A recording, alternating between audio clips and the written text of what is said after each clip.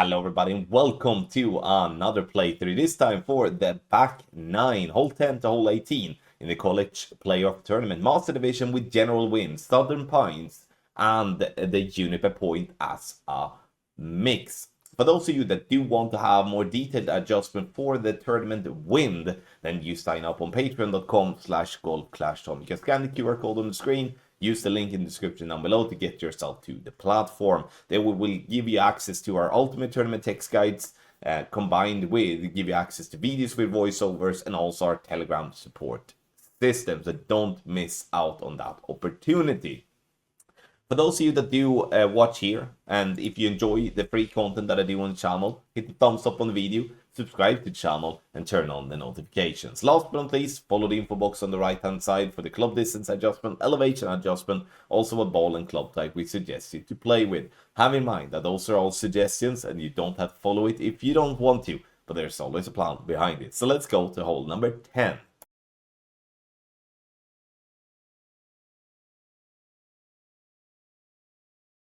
The drive is a bit tricky, and we're going to start with quarterback at max P3 line, red ring by the rough line, then swapping to a poke and sniper bag, max top spin and 0.8 left spin. We have tested the drive for a poke 8, 7, 6, 5, all of those values we're adding we have tested with, so there is absolutely no guess behind that.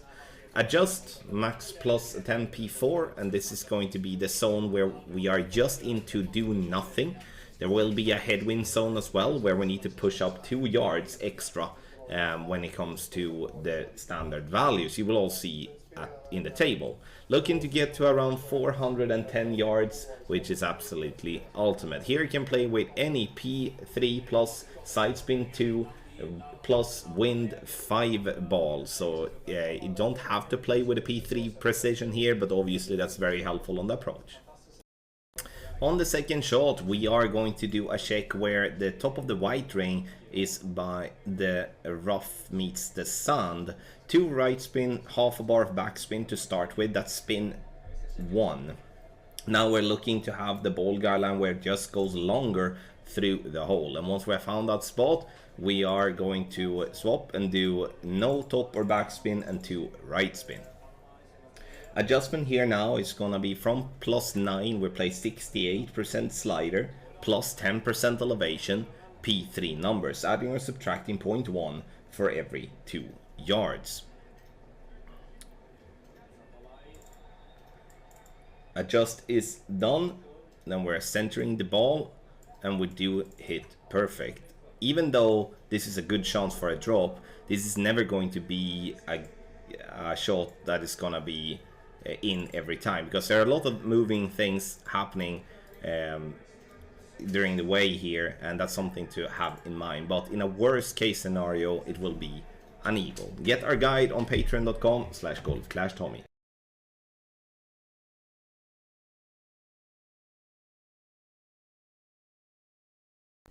On the drive here on hole number 4, we're going to start with our quarterback at max P4 with white ring to the left by the rough line, swapping to Thor's hammer level 6 plus, and we're going to play with 7.8 top spin and 2 right spin. Adjustment now is going to be max plus 10 P4. And here as well, to just have that said, if you're interested in play with a P3 ball, you can do that also. But you need to swap to the P3 ball after you have swapped from from the quarterback to Thor's hammer. You can't do that before. Now I'm having a little bit of left curl here, which was not my intention, but the ball comes down nicely down the fairway. With the Thor's hammer 6, which has a pretty crappy accuracy, great left is not going to be safe, but I've been hitting single great left and right with Thor's hammer level 8, and it has been safe on the fairway, but obviously preferred a perfect ball, then you will always be safe. It's a narrow fairway, and if we are unlucky, you may roll into that, and then the eagle chance is somewhat close to be gone. From P4 min line, we are going to go directly to min line with our Falcon or with our Thorn and play 1 right spin, and we're going to play 5.2 top spin here from P4 min line. If and we do play from P3 min line. Please check that video, but the only difference is that you're playing with 5.5 topspin instead. Adjust is going to be minimum distance, no elevation, P4 numbers. And we will always be very close to the min line here with our adjustment.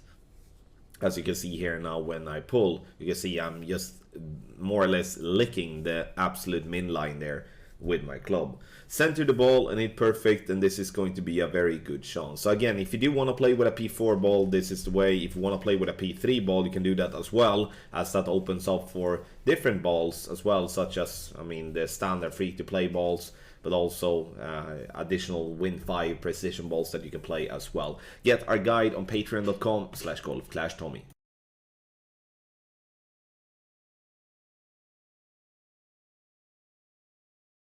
Hole number 7 is a tricky one, especially when we do have a headwind. When we do have a headwind, we recommend to bounce a little bit further back on the fairway to bounce up towards the pin. If it is a crosswind or a tailwind, the rough bump is most likely the best option, because at least it will reduce down the effect of the wind after it hits the ground with the first bounce.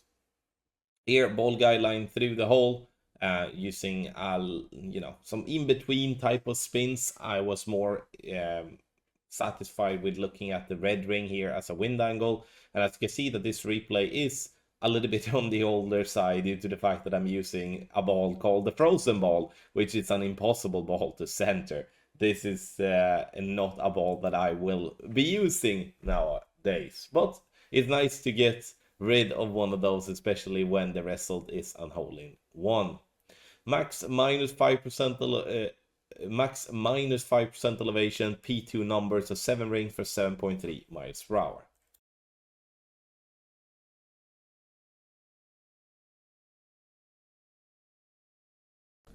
On the drive, this is a drive for option 2A and 2B. We are starting a P3 max rest. You can see that I'm looking to be just left of the big of the tree that is in the distance with my ball guideline, and that is before spin. Once we have done that, we are setting 6.2 top spin and as much a right spin that we possibly can. Max curl to the right, max overpower, and we're gonna go for a power slice. This is a play where we do recommend to play with an Apocalypse level 6+, because Apoc 5 will not have curl enough to get around the corner like that. We do want to be somewhere around 480 to 490 yards, which is going to be the easy one. That's going to be the second shot for option 2A. And if you do have a drive that's around 475 yards, and that's going to be option 2B. On the second shot, if you do have a pin check, or sorry, a top white ring fringe check, not a pin check, and then we're moving, so we have the ball guideline over the whole top of the white ring to be where the fringe meets the green. One backspin, ball guideline approximately half a green square short of the hole. Adjust is gonna be from +5 and +6. We do 48% slider, plus 25% elevation, P3 numbers. We're gonna center the ball and hit perfect, and we will see ourselves having a good chance for a drop. This is the second shot for option 1A. For shorter drives, make sure to check out the pin check video, which is option 2B. So 2A is this one, 2B is the other one. Take your game to the next level with our Ultimate Tournament Text Guides for the College Playoff 18-hole Cup. We are doing an Ultimate Tournament Text Guide for Expert and Master Division. This for all the players that do have an active Patreon package with us. It doesn't matter what level you have, you will get access. So if you do want to try out the objectively seen best guides on the market, make sure to sign up on patreon.com/golfclashtommy. Link in the description down below, or scan the QR code. For both of the divisions, we are going to do free-to-play ball alternative and paid ball alternative. Not just for max clubs, because we do cater to lower level clubs as well. You will also get access to videos with voiceover. You will also get access to our Telegram support system where we are helping and teaching players every single tournament. So don't miss this opportunity, sign up and try for yourself and see how you can improve your game.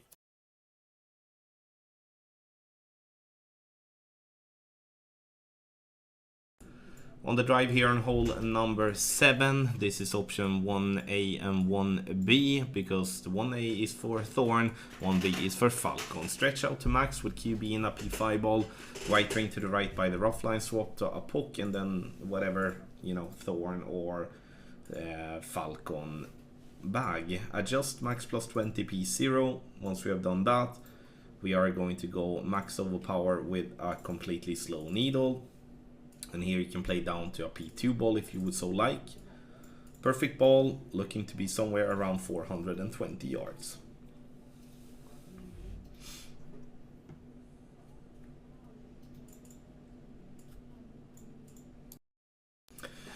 On the second shot with Thorn, we are doing a top white ring pin check, and it's gonna be normally around +4 or +5. We're looking at the red ring to be by the sand, second bounce in the center of the dark green square. Ball guideline, we want to be just above the pin. So in this scenario, it's absolutely perfect. We don't have to respin or do anything special. We can just play it no spin. We make the adjustment, which is 100% slider, no elevation, P0 numbers from +4 and +5. Adjust is done, then we're gonna center the ball on it perfect. There we go. Bounces on the fairway, takes the turn here on the green, and we're dropping nicely for the eagle.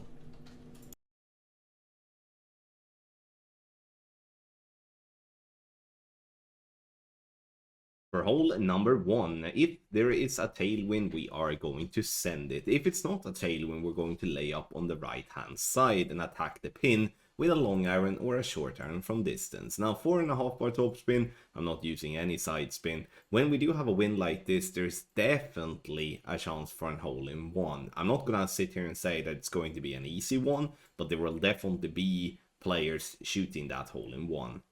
Stretch out the max, bullseye by the rough line, and we are then adjusting max +10, and it's going to be variable push-up depending on wind strength and also wind angle to be consistent. You can obviously push up a random amount and just scream YOLO and hope for the best, but it's always best to have a plan. Perfect ball it is, and you can see here now that we are bouncing on the first fairway, on the other fairway, and then into the rough to roll for a wedge. And this is obviously a super simple way of getting the eagle. With some right spin, we would have been flirting with the hole in one, but it's still the eagle that we want to lock in first and foremost, and then having an outside chance for an hole in one.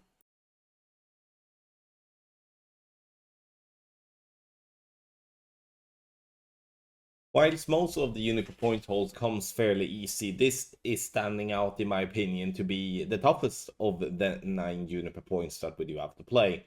Here playing a P5 NMT, doing a max plus 15 in my adjustment, 2 left and a little bit of topspin. I like to play the NMT here personally, and the reason I like to play the NMT is because it obviously simplifies finding the aim point. But if you do have a headwind, unfortunately there isn't really a good chance for you to get over the rough and the sand here. You see we're bouncing over their rough and their sand and then a little bit of rough. We do want to stay on the other pad, so most likely, not most likely, but if you want to push for any sort of drop chance, or for that matter an easy eagle, then you're gonna have to push the drive really hard.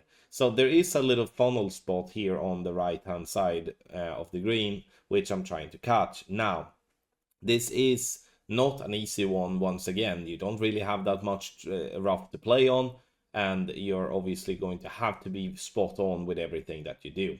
Do you have to play this type of aggressive line on this hole? No, you don't. You can play safely to the green by using max backspin and as much right that you can to try, in that case, just land it up there to the right. Most likely will fall down to the left because the green's nature is that it slopes right to left.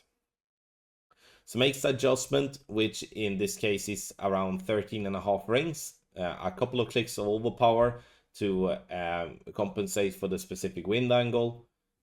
and then it clips the rough, and you see just goes down onto the green, but there he catches that funnel and rolls down dead center for the albatross.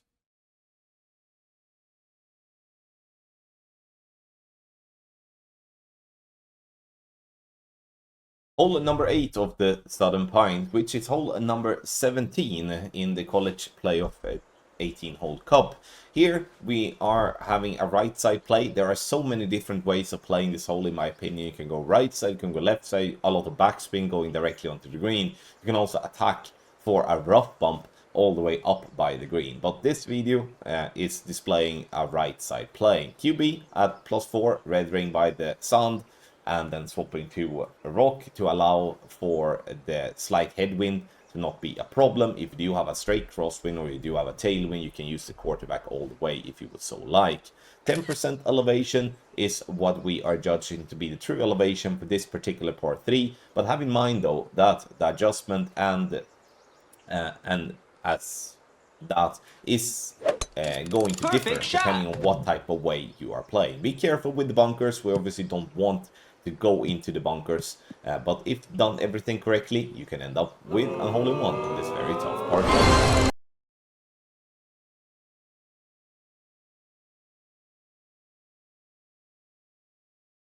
Hole number 9 of the Southern Pines, a long par 5. This is also hole number 18 in the college playoff 18-hole cup, but long par 5s, we do not really like that. Besides, if we're having tailwind here, we can, if we would like to have some fun, use a ball with a lot of topspin boost and stuff like that and try to send it close to the green.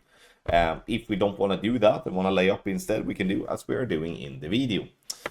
All the topspin always here, because we do need it. Here in the tailwind, we are trying to bounce over the bunker. If we do have a crosswind or we do have a headwind, we're going to have to lay up, and we're going to have to then lay up as close to the rough and the sand possible. Because if we do lay up, it's going to be a 3-shot play to actually just getting the eagle, which is going to be extremely boring. But it's also going to be something that there's going to be a lot of players missing the eagle, and in that case, there will be a massive advantage if taking real care of that situation. Now, if we do get the ball up there as we would like, then we can here go for a double bounce rough bump. Now, this is an aggressive way of obviously attacking the pin for an albatross. If you do not fancy this type of way of playing, you can always roll the ball right side of the rough and just end up with a pot. But as when it comes to creating content for us in the team, we're always looking to give at least an alternative for the rough bump. Not for the rough bump, for the albatross is my point. So in this case, it's circle break underpower with the ball guideline aim at a hole. The underpower is to help to compensate for the extra push we do get from the tailwind. If everything goes the way we want, and then we roll down and dropping dead center for the albatross. The elevation for the drive is 10% elevation, and the second shot is no elevation, is what we believe is the true elevation. But as always, when it comes to creating content, don't be afraid of choosing different elevation if that suits your adjustment. Thank you so much, everybody, for watching this playthrough for the back 9 of the college playoff 18-hole cup master division with general wins. If you're looking to improve your game even more and have an advantage over your opponents, all players that do have an active Patreon package will get access to our Ultimate Tournament Text Guide for Expert and Master divisions. Make sure to sign up, scan the QR code here on the screen, or use the link patreon.com/golf-tommy that is in the description down below. Once you do go to the platform, you have the option to sign up there, so do so and improve your game. Thank you very much for watching once again, and I wish you the best of luck in the tournament.